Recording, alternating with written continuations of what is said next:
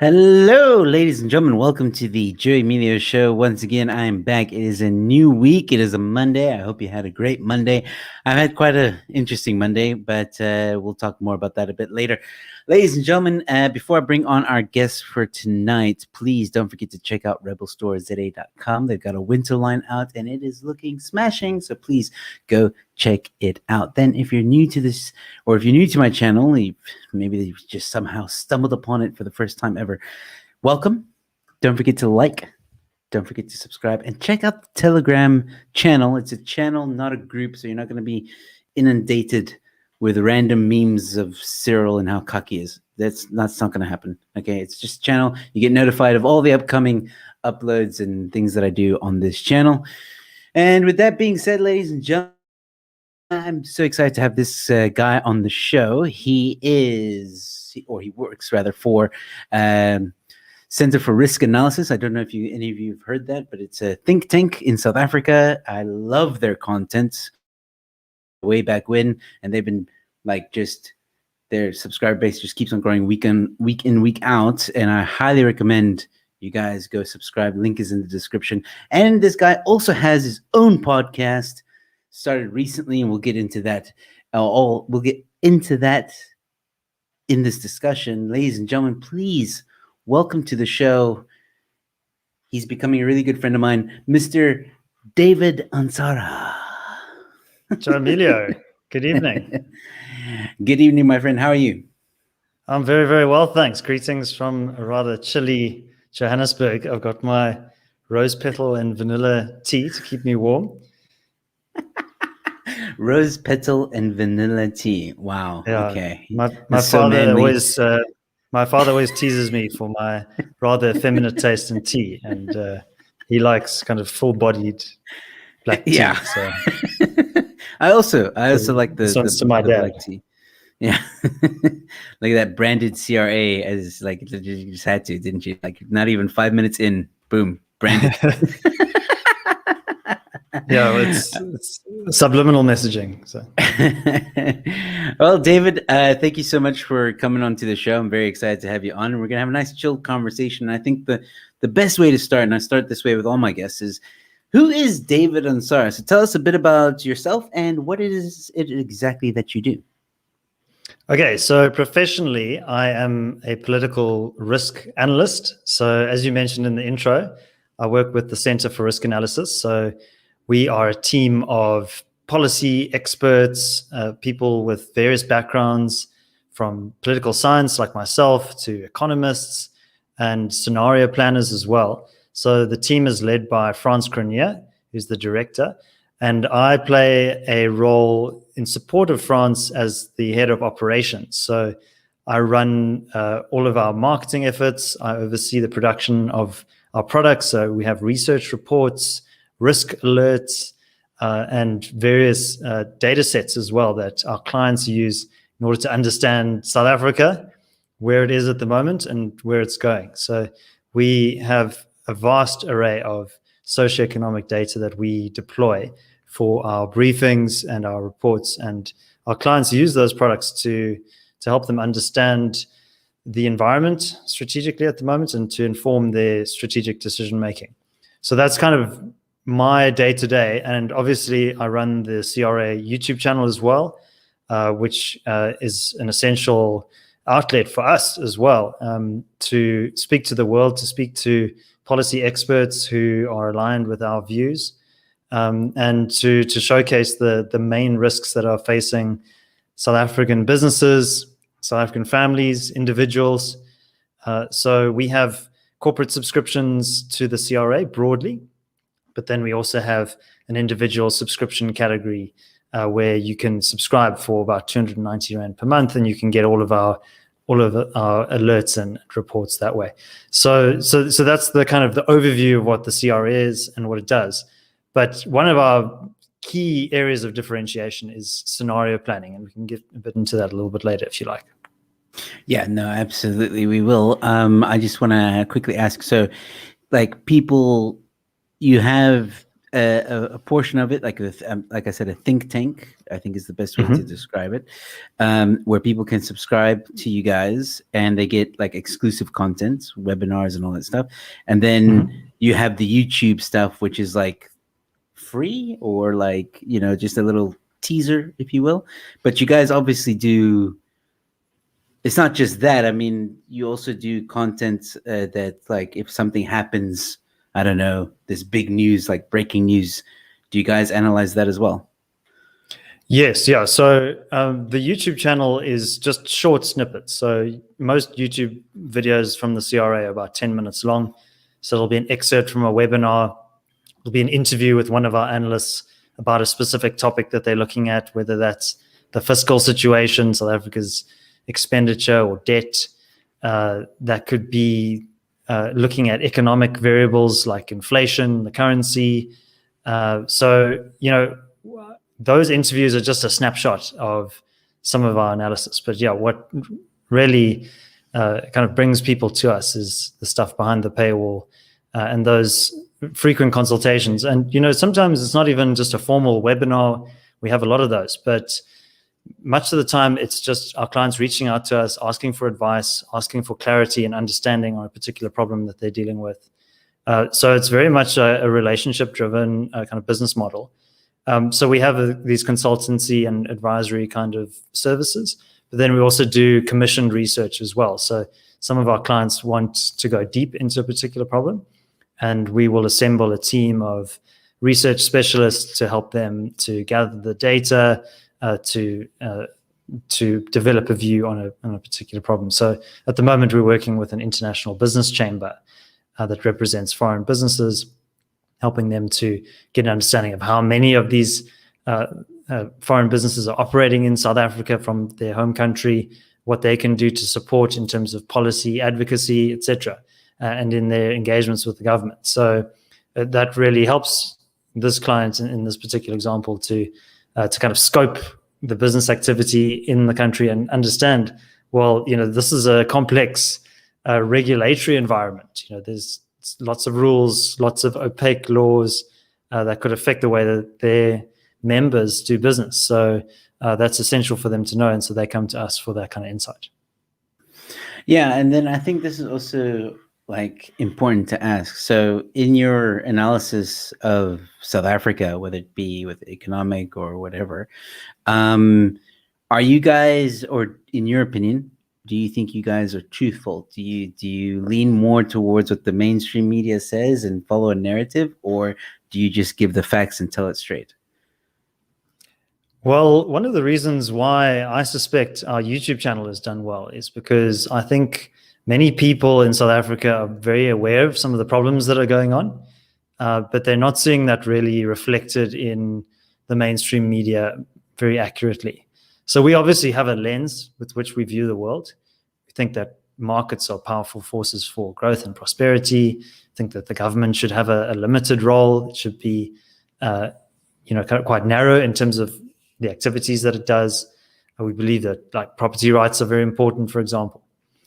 So we definitely view the world through that lens, but we are not afraid of challenging the established dogmas. And I think our analysts bring views forward that are often quite controversial because we actively encourage our analysts not to steer away from politically incorrect topics. So we're not going to indulge in, hysterical kinds of reporting or anything like that. We're going to see things, we tell things as we see them. And our assessments generally, I think, resonate with our clients because we're pretty unfiltered. We are able to take a global view as well. So we study what's happening in international markets and in the international political economy as well. So, and I think there's a real demand for that kind of insight. So I'm really pleased that we can provide that kind of value to people. Yeah, well, I've enjoyed your content. I'm a fan of Franz Cornier, and I'm a fan of you and your team. I find that your analysis is to the point.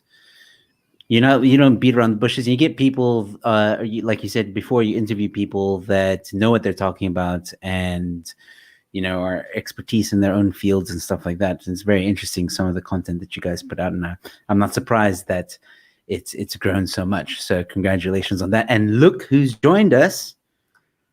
Ronaldo House saying hello. The OG YouTuber. Yeah. Hello, Ronaldo. Thank you for tuning in. All right. So I think your YouTube channel, for those of you who are interested in watching this, it is linked in the description below, the Center for Risk Analysis. Please go check it out, subscribe. Very great content. I think it's Monday to Friday, correct? Every day. Yeah, every weekday morning at 7 a.m. There you go. So you get some good content there, and check out their stuff. Well, David, seeing as you analyze risks, or you assess risks and stuff, what in your opinion at the moment in South Africa is the biggest risk in South Africa? What is Well, I think South Africa facing? What is the biggest risk South Africa is facing at the moment? Let me put it that way. Well, take your pick, Joe. There are quite a few risks. But I think there's an underlying theme that has emerged, particularly in the last few months, and we're trying to drive this home to our clients, which is that there is a threat to the systemic foundations of the property rights framework in South Africa. And what that means is that, you'll be well familiar with the debates that are raging around expropriation without compensation. There's two parallel processes happening there. There's the constitutional amendment, and then that's to Section 25, the Property Rights Clause, and then also the EWC bill as well, which will seek to bring about legislative changes, which is a lot easier to pass, by the way. That's a 50% threshold. But I think when you look at the reporting around this, I think it's been very misleading in the sense that many mainstream analysts are saying, well, look, this is a debate that's confined to questions around land and equitable ownership and distribution of land. But what we are trying to convey to our clients is that this threat to property rights extends well beyond land. And you can join the dots across kind of various sectors of society and the economy. So if you look, for example, at national health insurance, what is that really about? Is that about extending healthcare financing to the poor? We don't think so. That, I think, is a concerted move to target private healthcare funds. And we've seen members of government regulatory bodies, saying that, they want to take over some of these funds, and organizations like Discovery saying, well, wait, hang on, where does this come from? We won't allow this to happen. But we've been warning about this for quite a long time, that the threat to private property rights doesn't just end with property, with land. It extends to other forms of incorporeal assets, like intellectual property, for example. There have been rumblings for many years since the Nasrec conference in 2017, where Mr. Ramaphosa was elected president of the ANC, for prescribed assets, which is a move on private pension funds. And, so I think that there is a general tendency and a broader trend of the government running out of money. So the broader context is that our fiscal situation, so the difference between revenue and expenditure, that fiscal deficit has exploded. And that's largely as a consequence of the government's overspending habit. It spends more than it generates in terms of revenue. And even pre-COVID, those deficits were at very high levels, about 6-7%. And now, during COVID, it was about 14-15%. Now it's back down to projected about 8 or 9%. But that's still higher than that deficit has been at the end of the apartheid era, during the divestment campaigns and the states of emergency. It was higher than during both world wars. So the government is spending well beyond its means. And if you look at every level of government, from national down to provincial down to municipal, the ANC has essentially created a vast patronage distribution machine. And that is about access to resources and rents, what political scientists would call rent-seeking behavior. where local politicians, power brokers are able to use their access to state resources to leverage influence within the party and to accumulate power and resources themselves and for their cronies. And those taps are running dry. And the ANC is going to be desperate to look for alternative sources of funding. And there are large pools of capital in South Africa. It's one of the interesting things about studying South Africa is that it's a very sophisticated economy in many respects. You have about 4 trillion rands worth of privately held assets in terms of private pension funds. The healthcare savings are also enormous. And so the government, I think, is eyeing these funds just as alternative sources of funding. And often the language of it is couched in, well, we need a social compact around this. We need social inclusion. And so we're going to put pressure on these private holders of capital. But that's not money that is just held communally by the state. That is individuals like you and I who have invested our hard-earned rands in those funds, whether it's your pension fund or your healthcare insurance. And I think that this is a red flag, and that we urge our clients to pay very careful attention to it. Yeah, well, both of those are huge red flags. I think, yeah, I mean, I remember a few years ago, like, maybe, I don't know, 5-6 years ago, when I first heard like a friend of mine say like, yeah, they're coming after our pension or whatever, or they might come after our pension. And then in our group of friends at the time, there were some that believed it and some that were like, nah, the ANC is never going to do that, right? And yet we're hearing more and more of this talk happening in the past 2 years of it becoming quite a reality. In your opinion, how soon do you think it's going to be before EWC, NHI, and all these things get implemented? Like, do you think it's a 5-year thing, 10-year thing? How far are we from it? Well, look, some of these processes do take a while, but we are sitting in a situation where there's an EWC bill before Parliament and a proposed constitutional amendment. Now, there's some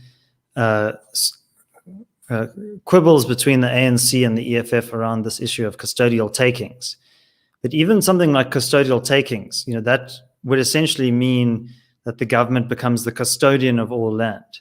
And we have a precedent for this in South Africa in the form of the mining sector. So there was the Agri-SA case. Your legal expert, Mark Oppenheimer, who was on the show, would probably be able to tell you more about this. But the Agri-SA case, essentially, there was a constitutional court judgment which effectively ruled that all mineral rights in South Africa are deemed to be for the public benefit, that the state is essentially the custodian of those mineral rights. So if you want to be a miner in South Africa, you have to apply for permission to the state to give you that license. And you have to fulfill all sorts of very onerous conditions and requirements that are imposed by the Department of Mineral Resources and Energy. And if you don't meet those, you don't get the license. So that's how Black economic empowerment is ratcheted up. That's how all of these very onerous and restrictive social development obligations are put on mines. And essentially what you've had is the mines to take all the risk. They have to sink the capital. They have to deal with restive unions, and they have to cede 30% of equity of the mine ownership to a Black empowerment partner. So if you're a prospective investor, you kind of look at all this and you think, well, is this really worth it? I could be maybe mining somewhere else, like in Brazil or in Australia, somewhere like that. And even major South African mining companies have delisted. They've gone offshore. They're now listing in other jurisdictions like the United Kingdom. So, these things are often death by 1,000 cuts. It's not this kind of major event. You might even see if the expropriation bill is passed, you might not see dramatic events happening in the immediate short term, but you could, say, have a situation where a local municipal bureaucrat is empowered to seize somebody's property. They have a dispute with somebody in the community, and they use their powers to go and maliciously target that person. So I think it's must caution against a kind of a big bang kind of event, but there are these warning signs along the way. And if you look back over the last 3 years, despite all the assurances of the president, we're now that much closer to EWC coming into effect. So a lot of the messaging that we're giving to our clients is, listen, the president might have strengthened his hand over the last few years, but that is different to saying that there is a reformist agenda. And I think the president's done very well to portray himself as this pragmatic man of business, given his background and his wealth. But I wouldn't say that he has necessarily the interests of business and free enterprise at heart. He is more of a status quo man. He seeks consensus. He wants to have stability, particularly within the ANC. And that is his priority, and that is what he himself has said on various public platforms. Yeah. All right. So it's coming, but not too soon, but it could be soon. We just got to look out for the warning signs. Cool. Well, not cool, but I mean, yeah, it's a tough one. I mean, we've seen how, over the past few years, things are trying to be pushed through Parliament at the moment. I mean, there's a lot of crazy things happening, the EWC, NHI, and now also this amendment to this gun bill where they want to take away, self-defense as a reason to have a gun, which is ridiculous. And it's all scary stuff. I think one of the things that I wanted to ask you as well on this topic of EWC and all this other stuff, isn't this communism? Well, we spend a lot of time with our clients trying to convey the idea that a lot of the decisions that are made by policymakers, by politicians, when you are a business person and you encounter a problem, or you're wanting to offer a product or a service, you think in terms of what does the market need, what problem am I trying to fulfill or solve, how can I satisfy the interests of my customers? And I think a lot of business people tend to project this way of thinking onto government. And one of the refrains that we hear is, but surely the government wouldn't seize private property. They know that it's an important part of a market economy, and that investment would dry up. But surely they wouldn't go after the private healthcare sector, because that is a center of excellence and it already serves 6 or 7 million people. It could expand its reach, but we have a medical tourism industry, and foreigners value this, and so do we, and this is the bedrock of the middle class. So there are many examples like this. And what we often say to our clients is, well, don't underestimate the power of ideology. And if you go back in time and observe the history of the ANC started in the early 20th century, about, I think it was 1912, and it was essentially a middle-class black intellectual movement, which was a kind of an African nationalist in character. It wanted to extend rights to black Africans. That was Sol Plaatje, Pixley Seme, those individuals. But then in the 1940s, with the rise of the Youth League, Nelson Mandela, Walter Sisulu, Oliver Tambo, they radicalized the ANC, made it much more of a mass-based movement. That's when you had the Defiance campaigns and much more kind of militant, but still passive resistance. That kind of changed in the 1960s with the introduction of Mkhonto we Sizwe. And essentially what the National Party did was, through the Suppression of Communism Act, through various restrictions on Black political participation, they drove the liberation movements abroad and into the awaiting arms of the Soviet Union. So by the time of 1968, the Morogoro Conference in Tanzania, which the ANC held in exile, South African Communist Party by that point had firmly established itself as the key kind of strategic backers of the ANC, and the Soviet Union was supplying arms, intelligence to MK as well.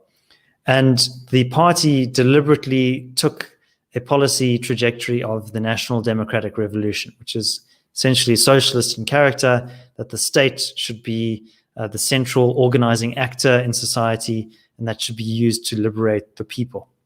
And so the democratic transition amongst many ANC thinkers was seen as a preemptory step, was the bourgeois stage of the revolution, around getting rid of the apartheid regime. But many ANC strategists, and this is not just conspiracy theorizing, this is in black and white on the ANC's website, on countless numbers of ANC documents. The NDR is the guiding light of the party in terms of its intellectual trajectory. But then the implementation of that is sometimes not according to script. ANC is also, disaggregating its. We spoke about some of the resources problems. There's factionalism within the party. There's contestation over patronage. But in terms of the policy thinking and the senior echelons of the party, the SACP still plays a very dominant role. Many of their key figures are in cabinet, and their intellectual influence over the party is still very strong. So, I think that is quite different to what more mainstream analysts are going to be writing about and expressing.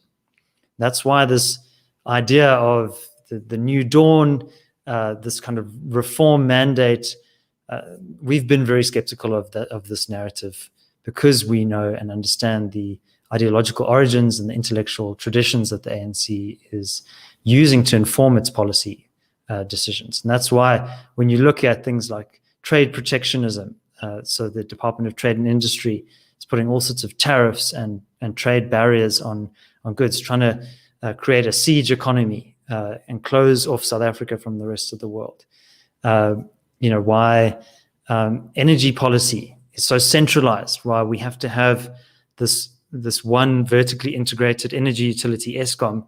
Doesn't matter if it doesn't work, but this is the command center, and that reflects that kind of command and control philosophy that underpins a lot of socialist ideas. So that helps you to kind of understand the environment and why the ANC acts in the way that it does. All right, so yes, I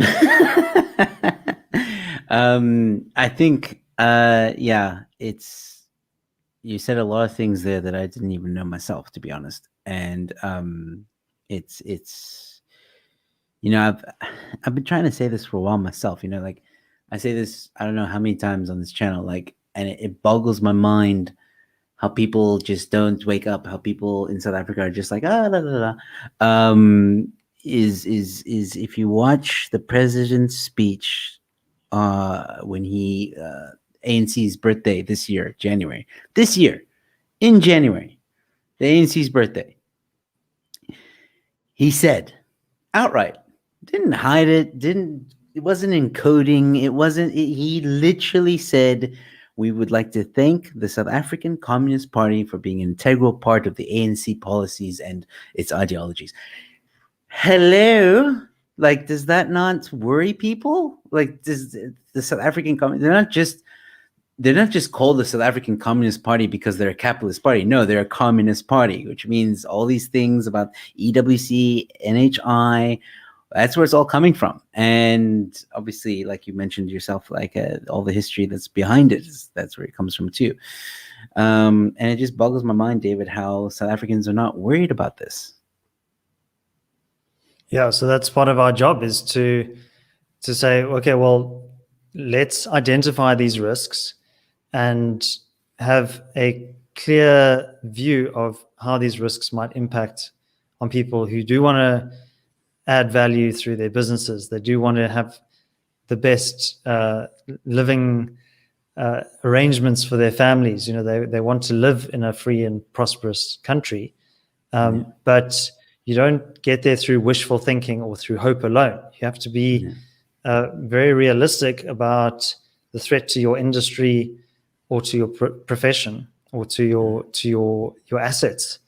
And that helps you to respond positively and in a proactive way. Yeah, absolutely. I think, like I said, those of you who are interested in to see more of David and what he does and the Center for Risk Analysis, please go in the description and you'll see a link to YouTube channel. Please give it a subscribe. And also you'll see another YouTube channel, and I'm segueing here because we spoke a lot about risks. You mentioned the big risks that South Africa has now. You've now started a YouTube channel called Solutions with David Ansara. And I think this is great because you have a podcast format. So you chat to your guests for just under an hour, and you choose a topic from the ones that I've listened to. You have a topic. Obviously, this person is well versed in this topic. And then you mention the problems, but then at the end, towards the end, halfway through, you start talking about the solutions. So tell us more about this podcast. How did it get started and why? Well, I was once delivering a talk. We have these scenarios presentations where we help our clients to plan for various potential future scenarios in South Africa. And so we don't pin our analysis on one particular view of the future. And I think that was a big problem with the Ramaphoria kind of narrative. And so we outlined these different scenarios, and in this presentation, I went through all of the major risks similar to what we've done this evening. And I was speaking to, it was a business association that represented clients across the kind of risk and insurance industry. And at the end of my presentation, there was a bit of a stunned silence.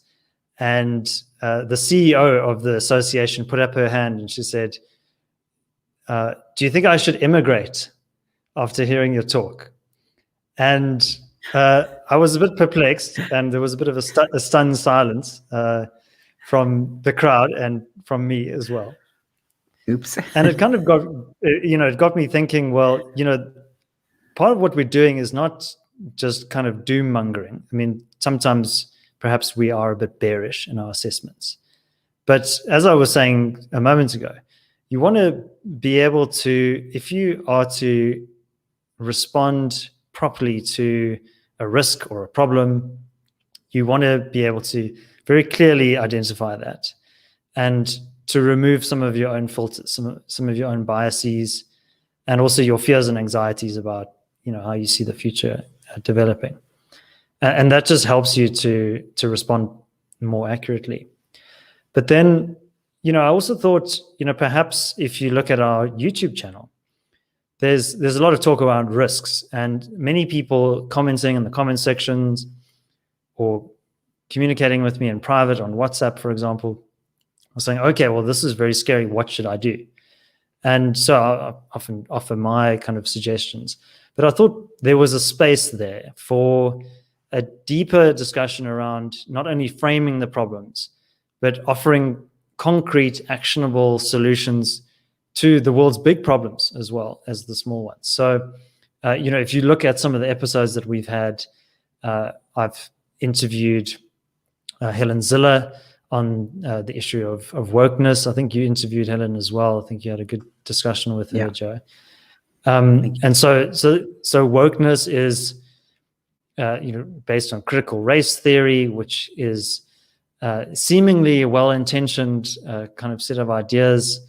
People are generally in favor of equity and equal treatment, and don't want to be seen as being discriminatory or racist in their views.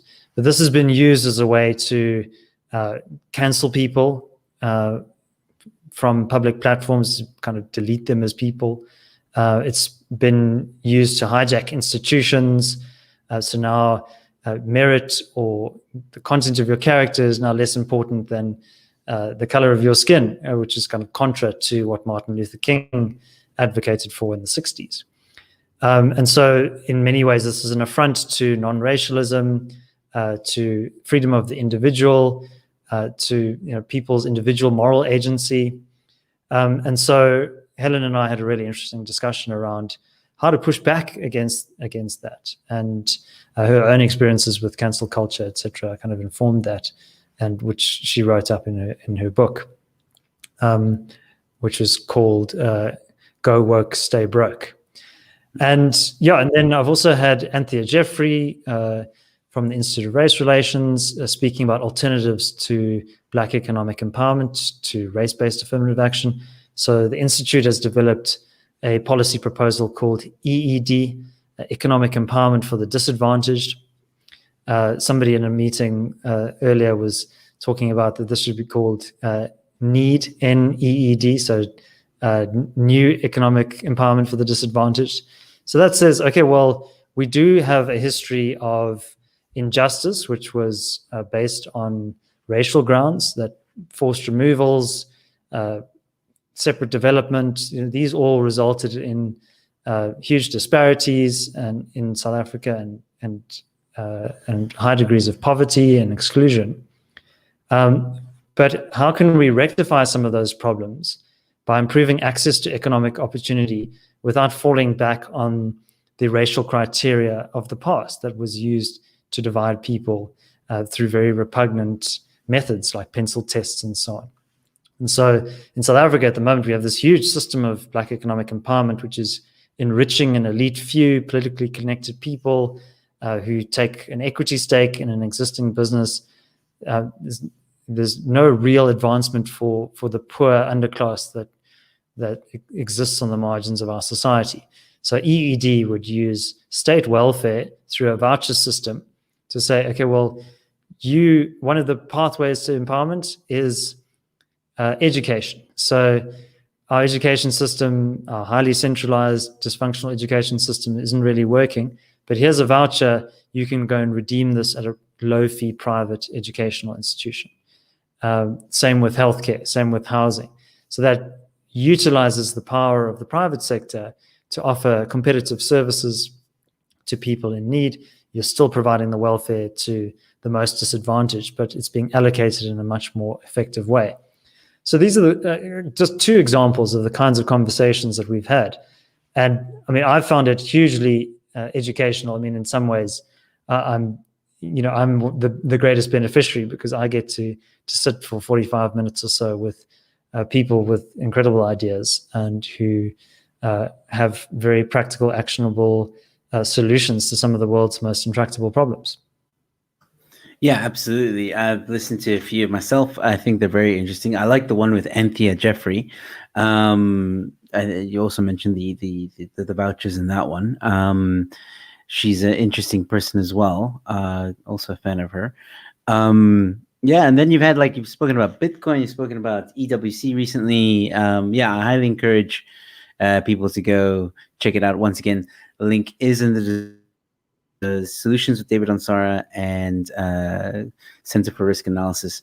If you're into long form podcasts, Solutions with David Ansara is definitely one for you. Can people listen to it, or is it only on YouTube? No, it's on whatever your preferred podcast platform.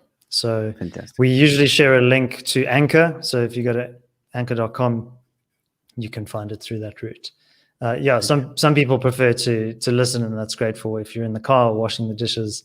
Also, YouTube doesn't let you browse other apps whilst you're listening. So that's a great way of having these conversations go with you wherever you are. Yeah. David, I gotta say, man, you're quite a busy man. I mean, you are organizing everything for Center for Risk Analysis. You are involved now with the podcast. How often does that podcast go out, by the way, and when? That's every Sunday evening at 6 o'clock. Okay, so it's once a week. Plus you do the CRA stuff. And then obviously there's the admin side of things and work itself, and making sure everybody's doing their job. What do you do for fun? Do you do anything for fun? Oh, Joe, risk analysis is fun. That's such a nerdy thing to say. Well, you can see the big Hold on, let me get a look at that. Look at that. It's for those of you who haven't noticed yet, it's even color coded, which you have to say, like, was that you? Yes, it was. I once spent an entire day categorizing and organizing all of the books, but it was quite amusing because I was kind of looking online for some inspirational pictures, and I found a woman in New York who was very excited because she had found a bookstore that sold books by the box, and you could buy books by color as well. So she bought a whole of color-coded books just so she could put them up on her bookshelf and impress everyone with her. And I thought that's not really the spirit of reading. Yeah, that's very true. But I mean, it looks great. It does look great. Like it does. Well, I'm a big fan of your background as well. There's a lot of Easter eggs there. Yeah. Yes. I see Ramon's mask. Easter eggs there. Yeah, Ramon's mask, and I think is that Germ's mug. Yep. If my screen is bigger, there's even more. You can't really see it now, but on the bookshelf is Helen's book, but you can't really see it. It's this one here. Okay. And then there's obviously Ronaldo's, and I got Gareth, and then there's like other things. Yeah. Speaking of, wait, let me get back to this viewer. There we go. All right. So I got a question here from some of our viewers, but before I get to that question, I just want to quickly say thank you to I Don't Know Gaming, because he became a member to my channel. So thank you so much for becoming a member. I Don't Know Gaming. Really means a lot to me. Thank you so much. And then there was a question here from the Pet Zoo Film Crew. Hello. Thanks for tuning in, buddy. How will David rate the risk of Cape Independence? Okay, so Pet Zoo Film Crew is he advocates for Cape Independence. How will nothing wrong with that? Just letting you know. How will David rate the risk of Cape Independence civil war to Tunny Zilla's claimed fears? Wouldn't you say EWC is a greater trigger point which needs Tunny Zilla's to add whiskey to her tea? It's a very interesting way of asking a question, but I think what he's trying to say is, I remember this on your show. I think she said, was it on my show? We were talking about Cape Independence, and she said, it's going to lead to a civil war if it's Cape Independence. And I think what the Pet Zoo Film Crew is trying to say is like, well, maybe it will, but surely EWC will also lead to a kind of civil war. Opinion?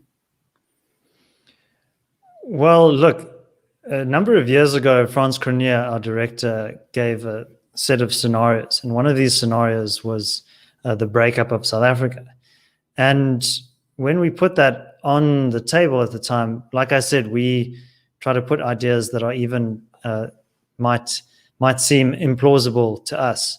We put those on the table to help our clients to get out of the current paradigm and to think of other ways in which South Africa might develop. And, I think South Africa as a country is still a relatively new idea. It only was really enacted in the Act of Union in 1910, when the two British colonies and the two Boer republics were brought together by Smuts and Botha. And, and so the idea of a nation state, I think, is is quite a malleable one in many respects.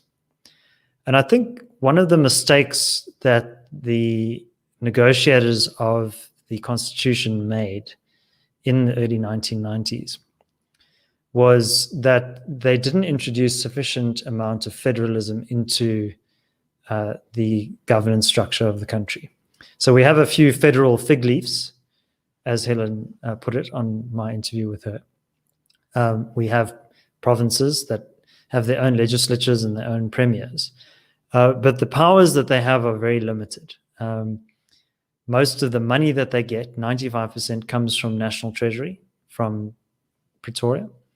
They don't have their own revenue generating capabilities. Whereas in the United States, as you'd know, Joe, the states can set tax rates at different levels and compete with one another. So now I see a lot of people leaving California and going to Texas or to Florida. I don't know how we got you to come from Texas to us. Was that an upgrade, Joe? I came here in 2007. Yeah, it was a different time. Okay. Were you fleeing persecution or? Yeah, I was on the way to Cuba, and then my raft just kind of, But anyway, I'm getting sidetracked. Yeah, so and I think a lot of people in the Cape are looking around and seeing, okay, well, look, many of our governance indicators are a lot better than other parts of the country, and we really have to be beholden to a government that is not fulfilling its basic mandate of protecting the rights of citizens, of securing the investment environment, providing decent infrastructure. So no matter how well Alan Winde runs the province, when Medupi and Kusile break down, then there's no way that they can generate new electricity in the Western Cape unless you have a big solar panel on your roof. So I think that there is this growing constituency. I think that is not necessarily to say that would be a going concern, that an independent Cape Republic would actually be a functional entity. I'm quite skeptical about, for example, the revenue generating capability. And I think there would be huge exit costs in that. I think it's important to pay attention to these voices. I'm a bit agnostic on, I think that there are also unintended consequences. But we see also secessionist movements in other parts of the world that are kind of mobilizing on the basis of ethnic grounds. So, for example, the Catalans in Spain, there's a growing Scottish separatist movement. And, you have to ask, well, what is the purpose of this unitary state? How is it fulfilling the mandate that it is supposed to fulfill? So I think there's still, I would say that I would agree with Helen in the sense of, that energy should be targeted to put pressure on the government to devolve more power to the provinces. That is a long road to walk. That would necessitate constitutional amendments as well. And for various reasons, as we've discussed earlier, we should also be very cautious of the government that is wanting to change the constitution for its own ends. And those constitutional protections are also important. So you don't want to establish a culture of fiddling with and changing the constitution depending on whatever whims you have. So, I would issue some kind of cautionary remarks there. I would say that we definitely need much more devolution of power, not only to the provincial level, but also to the local level. And we're seeing also many communities self-organizing, like the Harry Smith Heroes, for example, taking over the administration of municipalities where corrupt politicians and officials are no longer able to do that. And so I think a lot more of these kind of bottom-up solutions could provide a much more realistic and more short-term answer. And so that's my assessment on that. Okay.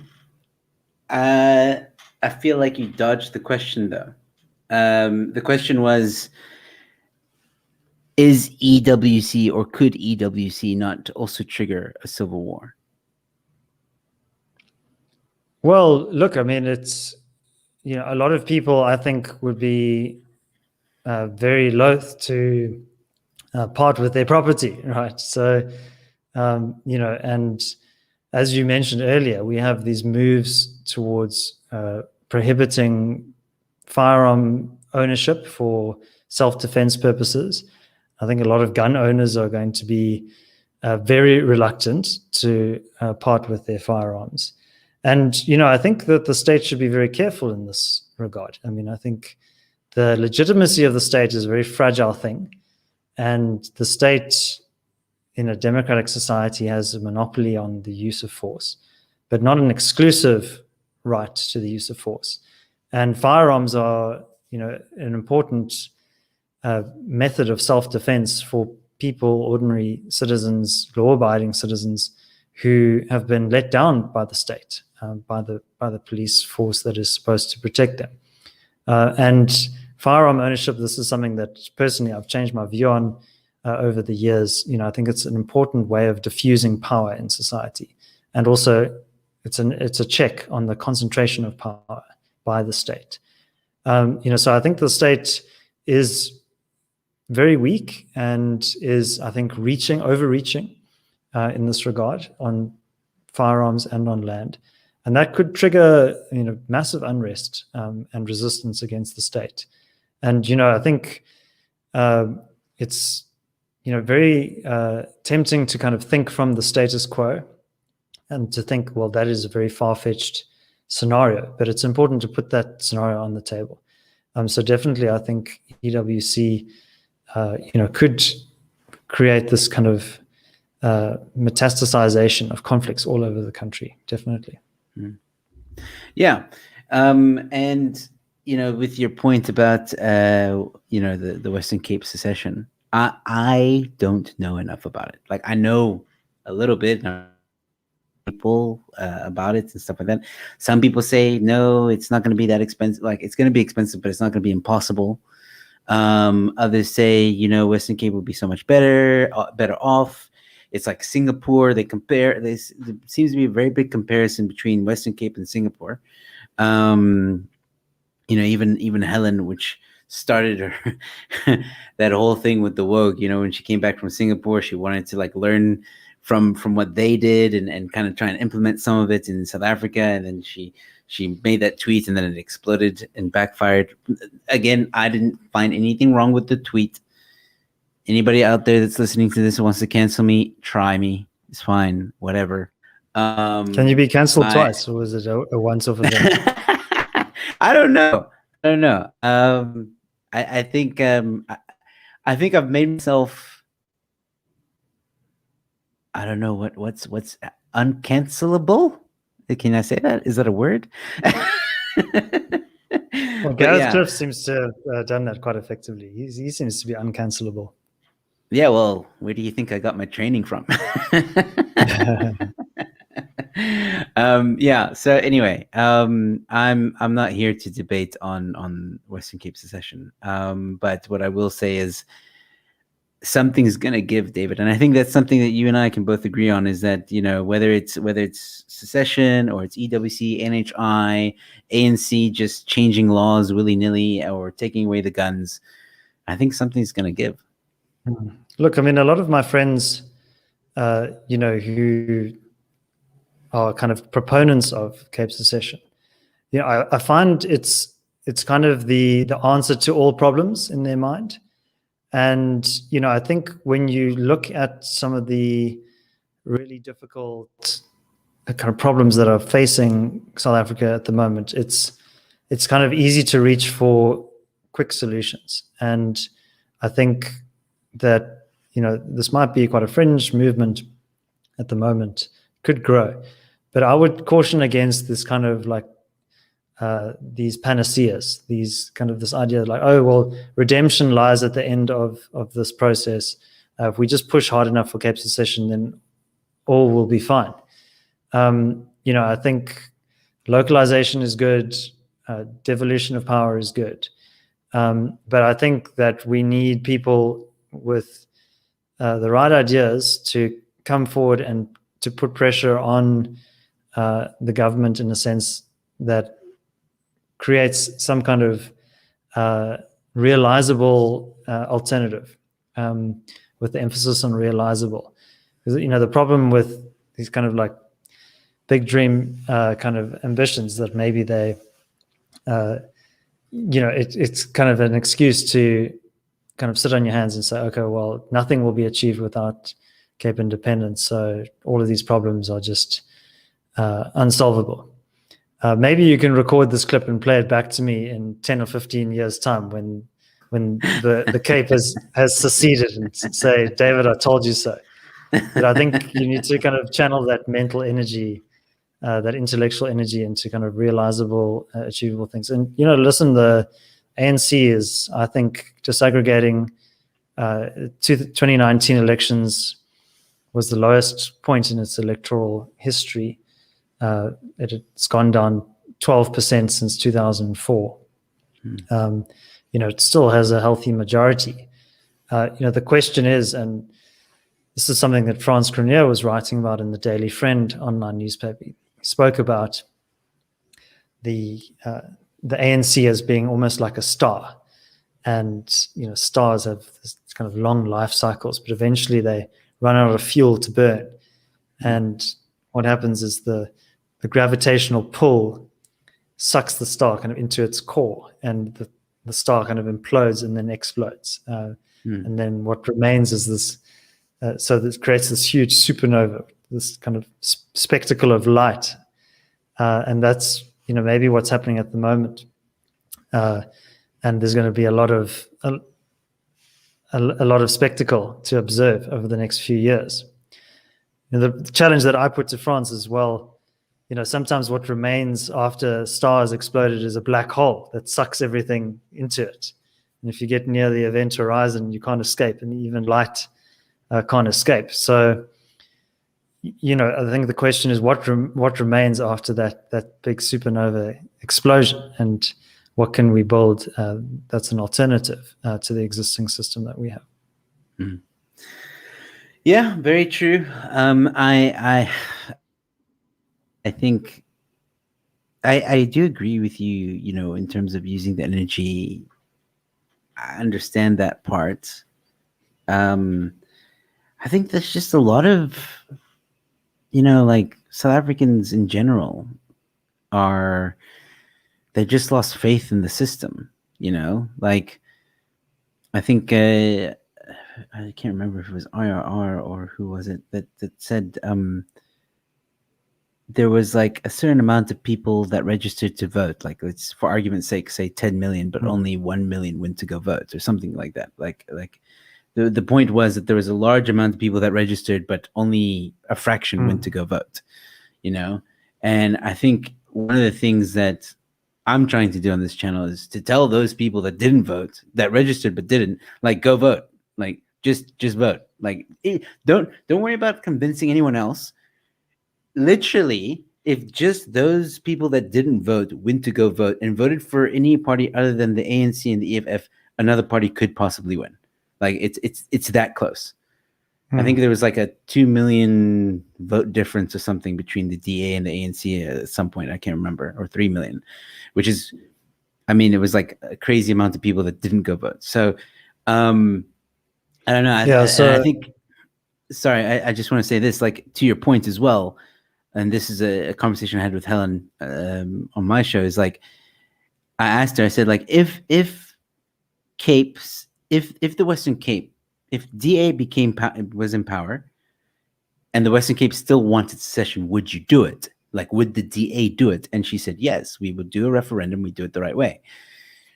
I feel that if people really want Cape secession, that maybe they should consider being a bit strategic about their voting.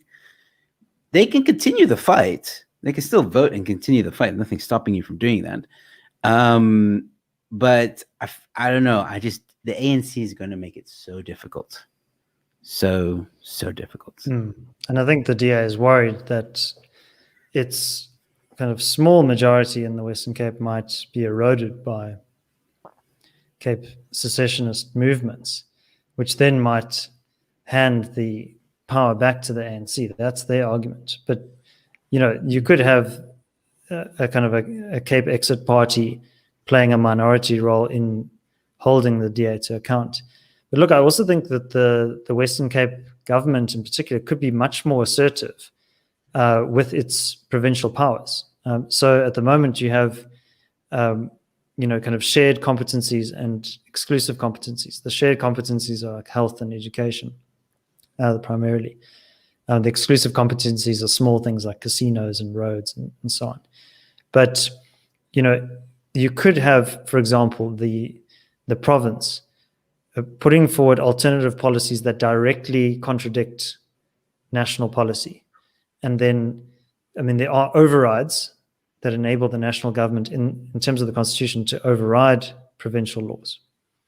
But they could be challenging those legally and saying, look, we are up for the fight here, rather than saying, okay, well, we just want to work in collaboration with the national government. I think on healthcare and education, you do need to collaborate with national officials. That doesn't mean that you necessarily have to follow their lead on everything. Just on your point about voter turnout. So there were, in the last national elections, 2019, there were 9 million eligible voters who didn't bother to register to vote. Yes. And of those who did register, 34% stayed home. Okay. Sure. So that meant that the ANC won the election with the lowest voter turnout on the lowest percentage poll against the highest non-registration of eligible voters in 27 years. Jeez. And I'm quoting from Tony Leon's book at the moment. So they only have 234 seats out of 400. So basically, if you kind of do the calculations, only 26% of all voting age South Africans actually voted for the ANC. So the opposition has a lot of work to do in terms of mobilizing that disenchanted vote. Because it's an indictment of the ANC, that low voter turnout, but it's also an indictment of the opposition. How come they aren't able to motivate and energize the party? So, maybe, Cape Exit might be a bit of a fringe movement, but it might cause the DA to maybe shake off some of its complacency and not take its majority in the Western Cape for granted. Yeah, that's very true as well. I didn't think of it that way, but yeah, you're right. I also like you said, now it's also detriment on the opposition party or any other party for that matter who didn't take advantage of those voters that didn't go vote. And again, it goes back to what I said earlier. Like, I think people or South Africans are just, they don't trust the system anymore. When I moved here, and you kind of, alluded to it earlier, like, why'd you, you're from Texas, why'd you come here? That's the kind of question I get all the time from South Africans, and then it's usually followed up by like, oh, our government's so crap or whatever, like, why'd you come here, blah, blah, blah. There is a very big distrust between the average South African and the government system in general, like any politician, whether it's DA, whatever, doesn't matter. There's like a huge distrust. Rightfully so. South Africans have been disgustingly abused by the powers that be and the elites that be, and empty promises and stuff like that. How, in your opinion, how can that be fixed? How can that trust be fixed? And is there any fixing it? I think there is, Joe. And, I think a lot of people are rightfully and understandably a bit suspicious of politics because they suffer from that trust deficit that you spoke of. And they kind of just want to be left alone. They have other priorities. And, they would rather not be engaged in this grubby business of politics. But, just an anecdote for you. When I was at university, I was living in a house share and I had some roommates, and one of my housemates was She was an audiologist. She was studying to be an audiologist. And she always used to tease me. She used to come into my... What's an audiologist? Sorry. Oh, that's it's somebody who helps you with your hearing. Okay. So, yeah. And, so she was in kind of the medical field. And, she always used to come into my room and I would tell her about the latest political scandal. This was in the kind of mid-2000s, the arms deal and so on. Jacob Zuma was rising to power. And she used to say, David, this is so boring. I don't care about politics. I just want to do my audiology degree and become an audiologist. And, in 2019, she kind of called me up and said, David, what is this NHI thing? And should I immigrate because of NHI? Because my audiology practice, I'm worried that I'm going to be crowded out and that I'm not going to get paid properly and that the state's going to administer this huge unwieldy kind of national fund that's going to be like the ESCOM of healthcare. Yeah. And I didn't want to kind of gloat or anything like that, but I think it is a bit of a cautionary tale to say, okay, well, you can ignore politics, but sooner or later, politics, or more specifically, politicians, will be interested in you, and you need to be equipped with the right understanding to be able to know what they're doing, how to circumvent that. And I think it does. It's difficult, but it does take individuals operating in unison, through small initiatives, like we mentioned, the Harry Smith Heroes. The community, black and white South Africans coming together to fix the water reticulation system. And, there are many civil society groups, community activist groups that are setting up structures that are helping to receive rates in municipalities and then perform the services that the state isn't providing. And it's hard work. It's not easy to do those things. I'm sure those people would rather be doing something else. But, if you're invested in your community and your family and the future, then those are the things that you need to do. And, it's about creating alternative spaces. It's about state-proofing your business. I think the business group Sakeliga has done excellent work in this regard for their members. And that philosophy of self-sufficiency, we have huge advantages here in South Africa. We have pockets of real excellence in terms of human capital. We have deep liquid capital markets. We have fairly decent infrastructure. It's under strain, but we have natural resources in abundance, and we're a nice country to travel to when there isn't a global pandemic raging across the world. But those are advantages that we can leverage. And I think South Africans are also quite anti-fragile.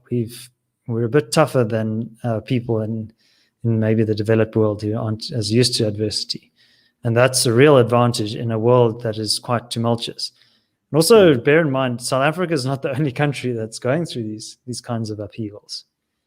And I mentioned Brazil earlier, and Brazil has huge kind of social fragmentation problems. Also, fiscal problems. Their debt situation is probably even worse than ours. A country like Turkey has had massive democratic slippage. Countries like Malaysia, they also have problems around an affirmative action policy that doesn't work very well and which entrenches elite interests. So we must look at other countries and look at the trends that are unfolding in other countries. That lack of trust in politicians is not just a South African phenomenon. That's happening all around the world. And really, since the global financial crisis, there's been a huge upheaval in terms of the way citizens view institutions that are nominally supposed to advance and protect their interests, but which actually reproduce elite interests. So I think it's kind of good to have a bit of perspective on South Africa by looking abroad. And it's why we focus so much on events outside of South Africa as well as inside of the country. All right. I want to say that, like, some South Africans just don't care about what's happening outside of South Africa.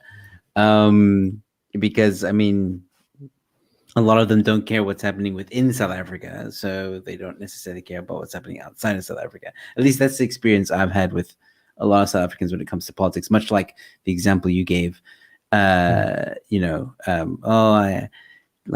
I don't want to talk about politics, da da da da da. Like, like I just want to live my life, and I do feel that. I do feel that a lot of South Africans just want to work, provide for their family. They don't have time to worry about what Cyril's saying or anything like that. I've noticed that the president, when he addresses us with all the all the updates of lockdown, the viewership is declining. It's declined a lot, actually. The last one I think was one of the least viewed ones. So I mean, that just shows you again, like, people just don't care, which is a problem. And I think the ANC knows that the public doesn't care, that the public doesn't really keep an eye on them. It's only guys like your organization, Center for Risk Analysis, IRR. You mentioned I can't pronounce it. Saklich. Yeah, Sakalicha, AfriForum. List goes on and on. These organizations that kind of keep ANC, I wouldn't say in check, but they provide some kind of resistance. Like, hey guys, you can't, what the hell's going on here? You can't do this, and they try and raise awareness for the public and stuff like that. And I think that is an uphill battle for you guys, to speak to the everyday South African. And on top of that, the politicians also have that uphill battle of reaching out to the everyday South African. And unfortunately, I think the majority of South Africans don't have access to YouTube and like just information in general. The ANC just goes to them every now and again when it's election, gives them a shirt and says, vote for us. Otherwise, apartheid's going to come back. It's pretty much how they keep on winning, I think. Yeah, I mean, our polling data suggests that, unfortunately, a lot of the support for the ANC comes from those who are the biggest victims of its policies, of its damaging policies. So the unemployed, the poor.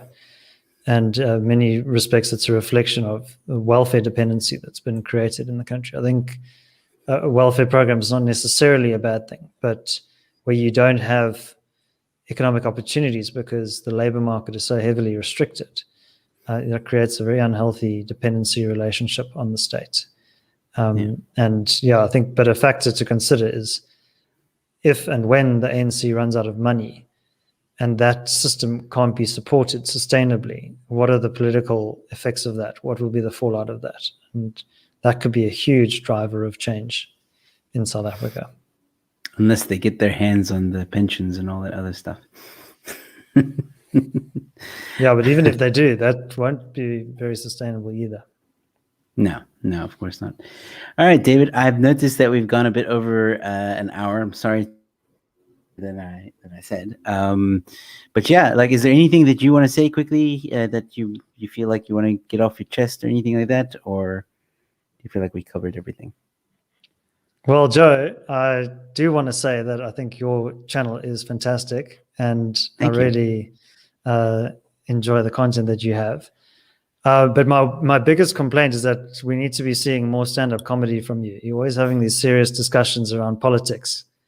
But, we just want to have a lach every now and then, So we need to see more of your material. Yes, well, I haven't been on the stage much. If I'm honest, it's weird for me to perform. I opened up for Barry Hilton not too long ago, and it just wasn't as enjoyable being on the stage during a global pandemic. The venue had to be cut in half. Attendance had to be in half, so it felt empty. And again, if you're watching this, doesn't mean I'm not grateful. I love the experience, and I was very grateful for it. I still am. It's just, it's not as, stand-up isn't as enjoyable as it was before. If I get an opportunity to be on the stage, I will. But Yeah, I'm gonna work on some other shows that will bring some funny. I mean, there's roasting of the headlines that I do with fellow Hmm. comedians. That's very funny. If you wanna, if for those of you that are watching, please go check that out. That's a lot of fun. I have a lot of laughs there. There's this late night chat where we just goof around, watch weird things, and commentate. And then I'll be doing some other content that's hopefully going to be funny. Not necessarily stand up, but it will hopefully be funny. And I will be back on the stage as soon as, as soon as the next opportunity comes along. Yeah. Yeah, well, I think comedy also plays an important role in kind of poking fun at people in power. And, I think free societies are also societies which have a lot of laughter and people like yourself who hold up a mirror to society and make us Yeah. kind of aware of our strange contradictions and odd behaviors. So I think, yeah, it's, also kind of interesting to observe how comedy itself has kind of been kind of the victim of some of this, woke culture that's sweeping the world. But I think you're going to see a kind of a backlash against that. If you think of comedians like Ryan Long, they're doing some really interesting stuff, kind of poking fun at this kind of new culture of political correctness. Yes. Oh, I think there will be a big pushback in the near future. Um, but yeah, maybe hopefully soon. Like I said, I'll be back on the stage. I am working on new material, so which is going down the path that you just mentioned. So hopefully it'll be funny and it will entertain people. But yeah, I try and also keep my material for the stage. I don't always Mm. post on YouTube or any platform really, my content, but I know that I should start posting more. There is content out there, or I do own content that I know people haven't seen yet. So maybe just put out a few videos here and there on YouTube. Why not? Yeah, I'll think about it. Yeah, fantastic. I think that'll be great. I'm sure your fans would be or itching to see that material. Hopefully, maybe they'll maybe people will unsubscribe once they watch it. I don't know. We'll see. It was interesting. When I lived in London, uh, I got to see Ricky Gervais performing, Oh, and nice. but it was what I found interesting was that a lot of the material he hadn't really developed before. Hmm. So he was kind of trying it out. So for £12, you could go and watch him in this rather Nice. dingy, kind of broken down old theater. And he was just there with a beer trying out jokes, and some of them worked really well, and others just completely fell flat. But part of the process is getting your stuff out there, and I think Yes.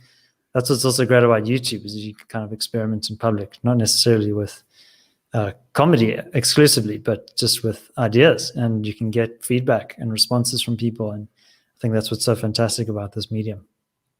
Yeah, so the next show that I'm doing is a bit of a social media commentary. So I'm hoping to get some of the wackiest posts in South Africa and from Twitter, TikTok, the whole spectrum, Facebook. And I've been asking some of the fans to like send stuff in, like memes, post headlines, whatever they think is like weird or obscure, especially if it has anything to do with wokeism it in, and then I'll commentate and react to it, and record that and like make fun of it. So that's I'm trying to merge in a way improv, stand up, and YouTube into that, if that makes sense. Brilliant. Yeah. So I'm actually, yeah, hopefully gonna release the first episode this Sunday, hopefully. So we'll see. Well, Joe, I better go and practice my guitar and get to bed. Okay. I didn't know you played the guitar. Yes, well, I mean, I hold it in my hands and I move my fingers around the fretboard, but if you can call that playing, I think All I'll right. keep that in private for the next few years until I can actually play something.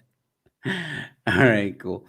All right. So, David, once again, thank you so much for joining me. I'm going to do a bit of a sign off. You can hang backstage. But if you want to, or if you have to go, I understand. But I just want to say thank you so much for coming on to the show. It really was a fantastic conversation. I really enjoyed having you, and hopefully you come back.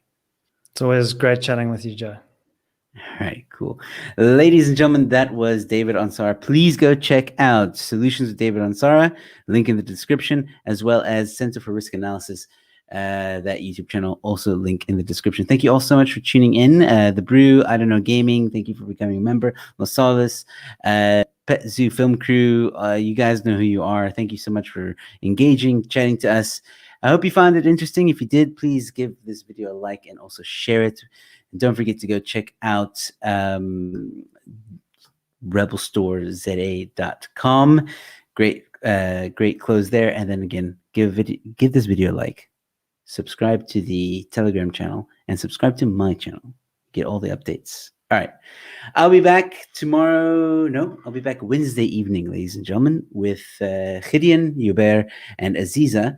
We're going to be talking about the gun bill that is being passed or trying to be passed and what's going on there. They'll give us a bit of an update. And I hear there's a protest that I might be at. So more on that on Wednesday evening. Please join me there. And if I don't see you then, ladies and gentlemen, stay safe, be kind to one another, and I'll see you at the next one. Cheers.